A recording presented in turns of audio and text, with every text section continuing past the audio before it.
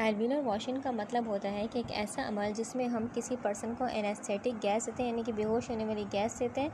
ठीक है, इसको हम कहते हैं एल्वियुलर वॉशिंग। ठीक है, अब ये पूरा एक अमल है। अब समझते हैं कैसे होता है। फॉर एग्जाम्पल ये पेशेंट है, इसके ये लंग्स हैं। ठीक है, अब जो पेशेंट के लंग्स होते हैं, जब नॉर्मल सांस ले रहा है, फॉर एग्जाम्पल हम नॉर्मल इंस्पायर कर रहे हैं फिर एक्सपायर कर रहे हैं गैस को, तो हम ऐसा नहीं करते कि पूरी जो हमारी गैस है यहाँ पर लंग्स में जितनी भी पूरी हवा है हम पूरी को एक्सपायर कर देंगे। नहीं, काफ़ी कुछ जो एयर का वॉल्यूम होता है वो पहले से ही लंग में पड़ा होता है। ठीक है, जिससे किसी हार्ट में होता है कि हार्ट भी पूरा खून पंप नहीं करता बल्कि उसमें कुछ खून पड़ा रहता है। ठीक है, अब एल्वियुलर वॉशिंग में जो हम कहते हैं कि बेसिकली क्या होता है, जब ये इस पर्सन ने क्या किया, फॉर एग्जाम्पल हम इसको मिटाते हैं ताकि क्लियर दिखे। ठीक है, अब ये पर्सन के लंग्स हैं, अब इसने क्या किया, नॉर्मल एयर को इंस्पायर किया और साथ में एनेस्थेटिक गैस दी जा रही थी उसको भी साथ में उसने क्या किया, इंस्पायर यानी कि अपने अंदर लिया। अब जब उसके लंग्स में गया तो लंग्स से पहले से क्या है, एयर मौजूद है, ये पहले से मौजूद है एयर। तो ये क्या होगी, जो एनेस्थेटिक गैस और ये जो हमारे पास एयर का मिक्सचर था ये आया। ठीक है, और ये अपनी जगह तलाश करेगा। ठीक है, थोड़ी देर के लिए क्या होगा, थोड़ी देर के लिए ये मिक्स हो जाएगी इसके साथ, थोड़ी देर के लिए मिक्स हो जाएगी। ठीक है, अब ये पुरानी गैस का क्या हो गई, एनेस्थेटिक गैस मिक्स हो गई इस पुरानी गैस के साथ।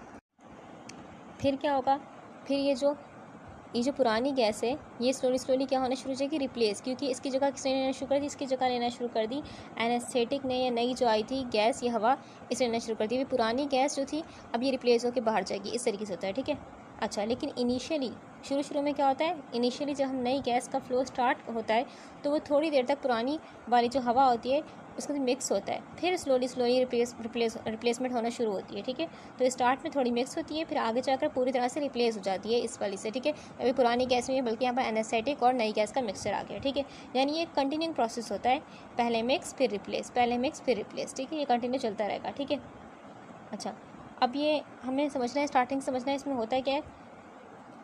अब यहाँ पर एक हमारे लिए टर्म इंपॉर्टेंट है, that is functional residual capacity. इसका मतलब क्या होता है, इसका मतलब होता है ये लंग्स हैं।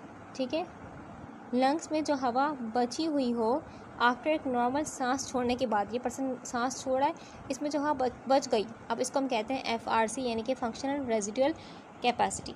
ठीक है, अगर किसी शख्स की FRC ज़्यादा है, किसी की FRC ज़्यादा यानी कि उसके पहले से उसके अंदर बहुत सारी गैसेस पड़ी हुई हैं, यानी कि एयर का मिक्सचर पहले से पड़ा हुआ है, लंग्स खाली नहीं है, बहुत सारा मिक्सचर पड़ा हुआ है, यानी कि FRC फंक्शनल रेजिडुअल कैपेसिटी ज़्यादा है, तो जो हम एनेस्थेटिक गैस देंगे या नई गैस देंगे उसको क्या लगेगा, उसको ज़्यादा वक्त दरकार होगा कि वो क्या करे, इसमें जगह ले अपनी बनाए, क्योंकि पहले से ही बहुत सारी जगह इसने घेर रखी है, पहले मिक्स होगी बहुत सारी, फिर ये रिप्लेस होगी, तो स्लो प्रोसेस होगा। ठीक है, अगर FRC ज़्यादा है, ठीक है, if FRC is more than anaesthetic gas required more time. ठीक है, टू रिप्लेस। ठीक है, अच्छा, अब अगर FRC कम है किसी का, यानी कि लंग्स के अंदर हवा जो पड़ी हुई कम पड़ी हुई, तो अब क्या लगेगा, अब कम टाइम लगेगा, अब बहुत कम टाइम लगेगा। नेक्स्ट हमारे पास लिखी हुई है यहाँ पर वेंटिलेटरी रेट का मतलब क्या होता है, वेंटिलेटरी रेट का मतलब होता है कि सांस लेने की स्पीड। ठीक है, वेंटिलेटरी सांस और रेट मतलब रफ्तार, तो सांस लेने की रफ्तार। अगर कोई शख्स फॉर एग्जाम्पल तेज़ से सांस ले रहा है, यानी कि ज़्यादा 1 मिनट में ज़्यादा सांस, ज़्यादा ब्रीथिंग टाइम है उसका, तो नई जो गैस होगी, तो नई जो गैस लंग्स में रिप्लेस हो रही है वो फास्ट होगी। ठीक है, क्योंकि अब पर्सन ने क्या कर दिया, अपना ब्रीथिंग रेट बढ़ा दिया, तो उससे क्या होगा, बहुत सारी गैस एकदम से अंदर आएगी, तो बहुत सारी गैस एकदम से अंदर आएगी तो फ़ौरन क्या हो जाएगी, पहले मिक्स फिर रिप्लेसमेंट, पहले मिक्स फिर रिप्लेसमेंट, लेकिन ये प्रोसेस जो होगा फास्ट होना शुरू हो जाएगा। ठीक है, अच्छा, अब जो वॉशिंग का ये प्रोसेस जो होता है, एल्वियुलर वॉशिंग का प्रोसेस, ये बेसिकली गैस के मॉलिक्यूलर वेट या फिर गैस की सॉल्युबिलिटी या फिर गैस की डेंसिटी पर डिपेंड नहीं करता, बल्कि डिपेंड किस पे करता है, सिर्फ और सिर्फ FRC पर करता है, FRC, और करता है वेंटिलेशन रेट पे। FRC मतलब क्या, कि लंग्स के अंदर पहले से कितनी हवा मौजूद है, वेंटिलेशन रेट मतलब क्या, कि पर्सन खुद सांस किस तरीके से ले रहा है, स्लो ले रहा है इधर या फास्ट ले रहा है। ठीक है, तो हम बोल सकते हैं बेसिकली स्लोली, जैसे जैसे नई एनेस्थेटिक गैस का प्रेशर लंग्स में बढ़ता है, जैसे बढ़ा है लंग्स में एनेस्थेटिक गैस का प्रेशर बढ़ा है, वैसे वैसे क्या हो जाएगी, यहाँ प्रेशर बढ़ रहा है तो यहाँ पर आसपास क्या है, ब्लड, तो वैसे वैसे क्या होना शुरू हो जाएगी, ये अब हाई से लो की तरफ जाना शुरू कर देगी, यानी कि लंग्स से बाहर निकल के ब्लड्स के एरिया में ये एनेस्थेटिक गैस ट्रैवल करना शुरू कर देंगे। ठीक है, नेक्स्ट चीज़ हमारे पास है एनेस्थेटिक अपटेक। इसका मतलब क्या होता है, इसका मतलब होता है ये वो अमल है जिसमें क्या होता है, जो एनेस्थीसिया क्या होती है, बेसिकली वो दवाई जो कि इनहेलेशन एनेस्थेटिक की बात करें ना, तो हम तो ये दवाई किसकी फॉर्म में होगी, गैस फॉर्म में होगी। ठीक है, तो ये वो प्रोसेस है जिसमें जो एनेस्थीसिया होता है वो लंग्स से ये लंग से हमारे पास लंग से खून में जज्ब होता है, इसको हम कहते हैं एनेस्थीसिया अपटेक। ठीक है, अब ये लंग से खून में जज्ब क्यों हुआ? ताकि बॉडी के अंदर इफेक्ट शो कर सके। ठीक है, पूरी बॉडी में जब फैलेगा तो इफेक्ट होगा। ठीक है, अच्छा, अब ये जो एनेस्थेटिक अपटेक है बेसिकली 3 चीज़ों पे डिपेंड करता है। ठीक है, फर्स्ट वन इज़ कि गैस की सॉल्युबिलिटी। ठीक है, यानी कि जो गैस हमने दी है एनेस्थीसिया, जितनी ज़्यादा एनेस्थीसिया गैस खून में जज्ब होने वाली होगी, डिज़ोल्व होने वाली होगी, उतना ज़्यादा क्या लगेगा उसको। फॉर एग्जांपल ये गैस है हमने दी, ये खून में जज्ब हो गई। ठीक है, अगर एक गैस आसानी से खून में मिक्स हो गई है या हो रही है तो उसका जो अपटेक होगा वो ज़्यादा होगा। अपटेक ज़्यादा क्यों होगा? बेसिकली अब ये गैस डिज़ोल्व हो रही है, हर जगह डिज़ोल्व हो रही है, आसानी से हो रही है, तो इसको बहुत टाइम लगेगा बॉडी में जाके पूरी बॉडी में फैलने का। ठीक है, तो अगर गैस ज़्यादा डिज़ोल्व हो रही है तो उसको बहुत टाइम लगेगा अपटेक होने में। ठीक है, सेकंड पॉइंट हमने क्या याद रखना है? Cardiac output. कार्डिक आउटपुट क्या? यानी कि दिल की वो क्वांटिटी बेसिकली जो कि हर मिनट खून पंप कर रहा है, उसको हम कहते हैं कार्डिक आउटपुट। यानी कि 1 मिनट में खून कितना पंप हो रहा है उसको हम कहते हैं कार्डिक आउटपुट। अगर दिल ज़्यादा ज़ोर से खून को पंप कर रहा है तो वो ज़्यादा एनेस्थेटिक गैस को भी क्या करेगा? लंग से लेकर बॉडी तक लेकर जाएगा। अगर एक हार्ट की कैपेसिटी ज़्यादा है कि वो ज़ोर से खून पंप कर रहा है 1 मिनट में, तो रीअपटेक जो होगा वो जल्दी होगा। ठीक है, ज़्यादा होगा, जल्दी होगा। ठीक है, अच्छा, अब नेक्स्ट हमारे पास हमें याद रखना है कि एल्विलर और ब्लड के दरमियान प्रेशर का फ़र्क। अगर देखें हमारे पास फॉर एग्जांपल ये हमारे पास लंग्स है, दिस वन, ये लंग्स है हमारे पास, और लंग्स में क्या है? एल्विलाई। ठीक है, अब एल्विलाई लंग्स के छोटे छोटे एयर सैक होते हैं। एयर सैक मतलब क्या? खाली खाली हवा की थैलियाँ होती हैं, इनमें हवा भरी होती है, इनको क्या कहते हैं? एल्विलाई कहते हैं। ठीक है, अगर एल्विलाई और खून के बीच में, अगर एल्विलाई और खून के बीच में एनेस्थीसिया का प्रेशर का फ़र्क ज़्यादा हो, यहाँ कम है या फिर या ज़्यादा है, या ज़्यादा है या कम है, ठीक है, ज़्यादा फ़र्क हो तो गैस जल्दी खून में चली जाती है।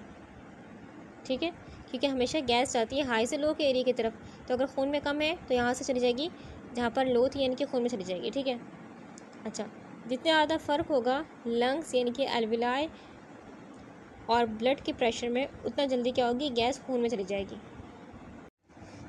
सॉल्युबिलिटी इन द ब्लड, यानी कि ब्लड गैस पार्टीशन कोफिशिएंट क्या होता है? बेसिकली एक नंबर होता है जो बताता है कि एनेस्थीसिया जो गैस है उसका कितना हिस्सा खून में जज्ब हुआ है, ब्लड में कितना हिस्सा जज्ब हुआ है, और कितना हिस्सा इस एनेस्थीसिया गैस का लंग्स में। इसको हम कहते हैं बेसिकली पार्टीशन कोफिशिएंट कहते हैं। ठीक है, अभी हम समझेंगे क्या होता है। अब एनेस्थीसिया गैस का कितना हिस्सा खून में घुलता है और कितना हिस्सा लंग्स में रहता है, इसको हम कहते हैं एनेस्थीसिया गैस का बेसिकली पार्टीशन कोफिशिएंट। ठीक है, अब हमारे पास क्या है? नेक्स्ट चीज़ हमने डिस्कस करनी है कि यहाँ पर लिखा हुआ है रेजरवायर। रेजरवायर का मतलब क्या होता है? रेजरवायर का मतलब होता है बेसिकली कि बड़ी टंकी, टैंक।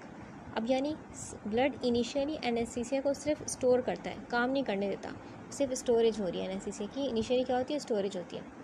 खून में घुली हुई गैस फ़ौरन दिमाग तक नहीं पहुँचती, पहले पहले पहले बेसिकली खून भर जाता है पूरी इस गैस से, पूरी बॉडी में जितना खून था सारा खून भर गया एनेस्थीसिया गैस से, फिर बाकी गैस क्या होगी? ब्रेन तक जाती है। पहले पूरी बॉडी में खून पहुँचेगा, लास्ट वन ब्रेन में पहुँचेगा और फिर असर शुरू होगा। ठीक है, अब फॉर एग्जाम्पल एक गैस है जैसे कि नाइट्रस ऑक्साइड है, इसकी सॉल्युबिलिटी क्या है? लो है। ठीक है, अब फॉर एग्जाम्पल ये जब गैस लंग्स से कहाँ गई? खून में गई, तो क्या हो गई? खून में कम कम घुल रही है।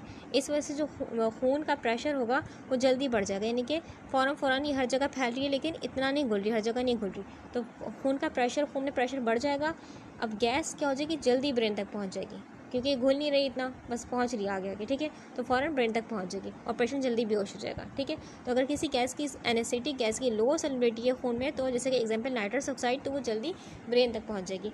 और इस तरीके से हम बात करें तो रिकवरी, यानी कि पेशेंट जो जल्दी होश में आ जाएगा। ठीक है, जब उसकी रिकवरी चाहेंगे तो जल्दी होश में आ जाएगा। तो हम आसान भाषा में बोल सकते हैं हमारे पास लो सॉल्युबिलिटी वाली जो एनेस्थेटिक गैस है वो बेस्ट है, क्योंकि वो जल्दी असर करती है। ठीक है, अगर फॉर एग्जांपल किसी गैस की एनेस्थीसिया गैस की हाई सॉल्युबिलिटी है, जैसे कि एग्जांपल है हैलोथीन, ये जो गैस है ये खून में बहुत क्या होती है?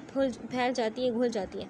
अब खून को पूरी तरह भरने के लिए इसको ज़्यादा गैस चाहिए होगी, हैलोथीन की हमें चाहिए होगी, और ज़्यादा वक्त भी लगेगा, ज़्यादा गैस भी ज़्यादा वक्त भी। ठीक है, तो गैस देर से ब्रेन तक पहुँचेगी और पेशेंट देर से बेहोश होगा, इस तरीके से पेशेंट रिकवर भी देर से होगा। ठीक है, एक और चीज़ ध्यान में रख लेते हैं कि यहाँ पास जो सॉल्युबिलिटी की रैंकिंग है बेसिकली हैलोथीन फास्ट बेहोश करती है उसके बाद आइसोफ्लोरीन है, उसके बाद सेओफ्लोरीन है हमारे पास, फिर नाइट्रस ऑक्साइड है, फिर डेसफ्लोरीन है। ये सारी रैंकिंग है, ठीक है। हैलोथिन फर्स्ट है, आइसोफ्लोरीन सेकंड है, सेओफ्लोरीन थर्ड है एंड नाइट्रस ऑक्साइड बहुत कम, फिर डेसफ्लोरीन। तो बेस्ट कौन सी है? हैलोथिन, जो कि बेसिकली बेस्ट नहीं बोल सकते, यानी कि ज़्यादा घुल रही है खून में, ठीक है। तो यानी कि बेस्ट नहीं है। ये जो है डेसफ्लोरीन बहुत कम घुलेगी, जल्दी बेहोश करेगी।